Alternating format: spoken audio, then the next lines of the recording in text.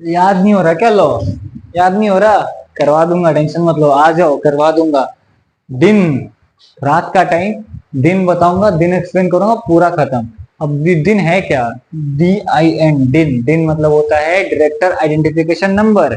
अब अगर भैया लॉ के स्टूडेंट हो तो ये तो पता होना चाहिए कि डायरेक्टर आइडेंटिफिकेशन नंबर क्या होता है। बता देता हूँ थोड़ा, आप लोगों को एक्सप्लेन तो करना ही पड़ेगा ना।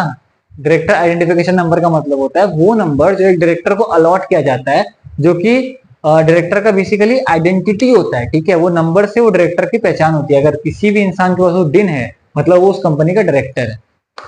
ठीक है। अब इसको, ये एक्चुअली एक शॉर्ट नोट है डिन के ऊपर कि क्या है डिन, मिलता कैसे है, क्या है, कौन देता है, क्या नहीं। तो इसको बेसिकली मैंने 4 पार्ट में डिवाइड किया, छोटा छोटा पार्ट। आपको बस वो याद करना है, छोटा पार्ट क्या है वो आपको खाली याद करना है। अगर आपको वो याद है तो आपको सब याद है।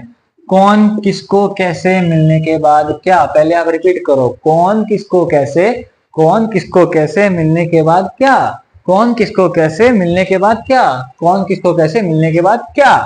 बताता हूं ना क्या। आओ। कौन? सेंट्रल गवर्नमेंट देता है डिन। कौन प्रोवाइड करता है? Central government.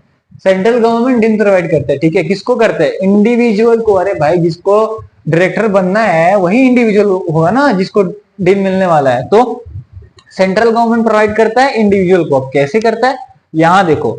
Application form fill करना पड़ेगा इंडिविजुअल को। इंडिविजुअल जो होता है ना, वो एप्लीकेशन फॉर्म फिल करता है। फॉर्म नंबर क्या है? DIR 3।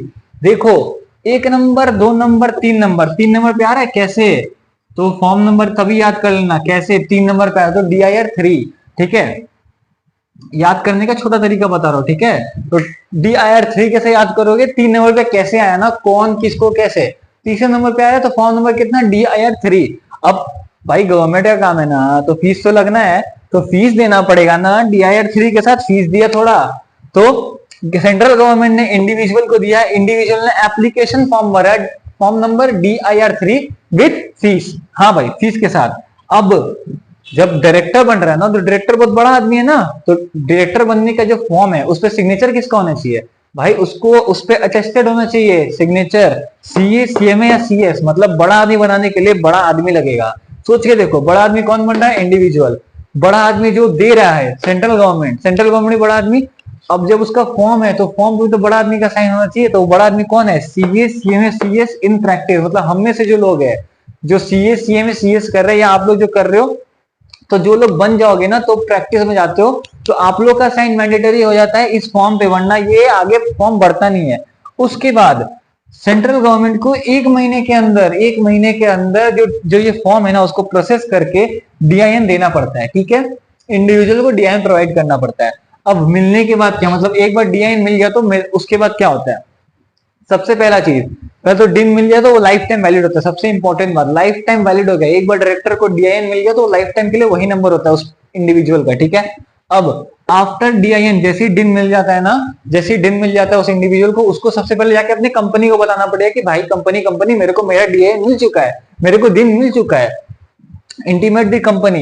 अब कंपनी क्या करेगी? जैसे कंपनी को इंडिविजुअल ने बताया, जैसे सपोज मैं यहाँ खड़ा हूँ, मुझे किसी ने आके बताया, मैं कंपनी हूँ, मुझे उस इंडिविजुअल ने आके बताया कि मुझे DIN मिल चुका है। बोला अच्छा तुमको मिल गया है, ठीक है, दो अपना फॉर्म दो। मैं जाके वो रजिस्ट्रार को दूंगा। रजिस्ट्रार को पता है ना कौन होता है, तो मैं जाके रजिस्ट्रार को दूंगा। रजिस्ट्रार को बोलूंगा भाई भाई भाई, वो जो इंडिविजुअल था ना, उसको डायरेक्टर बन चुका है। ठीक है, वो उसको डायरेक्टर DIN मिल चुका है, तो वो डायरेक्टर बन सकता है। ठीक है, अब 15 दिन के अंदर रजिस्ट्रार को देना पड़ता है। फिर रजिस्ट्रार उसको ये करता है, श्योर कर देता है कि हाँ वो बंदा अब इंडिविजुअल है। ठीक है, अब जो इंडिविजुअल है वो डायरेक्टर बन सकता है। ठीक है, रजिस्टर उस पर स्टैम्प करके साइन करके उस बंदे का नाम अपने रजिस्टर बुक में लिखता है कि ये एज अ डायरेक्टर अपॉइंट हो सकता है। अब अगर अगर अगर 15 दिन के अंदर कंपनी ने रजिस्ट्रार को नहीं भेजा ना वो इंफॉर्मेशन की ये जो इंडिविजुअल है ये डायरेक्टर बन सकता है, तो उसमें पेनल्टी लगती है। कितनी पेनल्टी लगेगी भैया? 25,000। कितनी?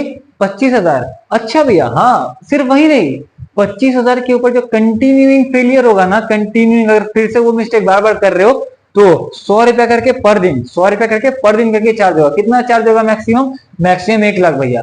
मतलब 100 रुपया करके अगर हम पर दिन चार्ज करेंगे तो मैक्सिमम 1 लाख तक का ही चार्ज होगा। ठीक है, अब ये कंपनी को भी चार्ज होगा, जो ऑफिसर जिसकी वजह से लेट हुआ उसको भी चार्ज होगा।